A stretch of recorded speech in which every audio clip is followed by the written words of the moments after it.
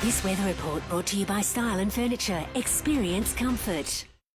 G'day, Livio, Regano with tonight's weather. Mild and breezy across Queensland this weekend, often cloudy with increased rainfall as a knot in the southeasterly trade wind pattern gradually works its way northward.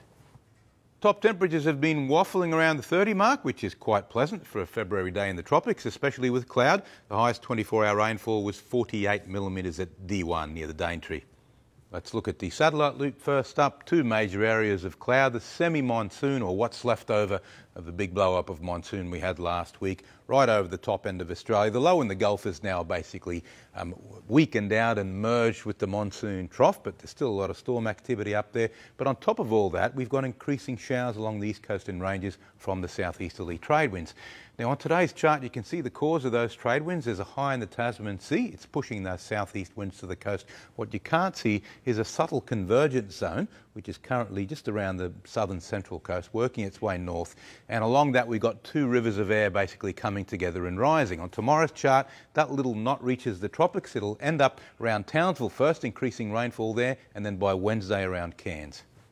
Now the boating forecast for Cairns waters, southeasterlies up to 20 knots tomorrow and then southeast 15 to 20 knots for both Wednesday and Thursday. The current new moon's producing our annual summer king tide. It's the largest tide of the year for some places and will happen in broad daylight tomorrow, so be careful. North tropical coast and tablelands, showers and inland thunderstorms tomorrow. Cairns 24 up to 31 degrees, Atherton 27, Innisfail and Mareeba 30. And looking ahead for Cairns, the rainfall peak should pass through us on Wednesday with totals around 20-30 millimetres or more, followed by several days of lighter showers and fairly mild temperatures. For Atherton, again, it's Wednesday that our rainfall will peak. Not as much as Cairns, of course, and just a few millimetres after that, but blowing up again on Sunday, Monday. Why do lows and cyclones out in the Pacific bring large waves to our coastline? Well, lows and cyclones are surrounded by a ring of very strong winds which disturb the ocean, and the disturbance radiates outward in the form of waves, in much the same way as a falling stone sends out circular ripples in a pond. The ripples travel for thousands of kilometres across the Pacific Ocean and finally reach our Queensland beaches in the form of long rolling waves called swell. The swell that hit our shores last week took a full day to reach us from ex-cyclone Gabrielle.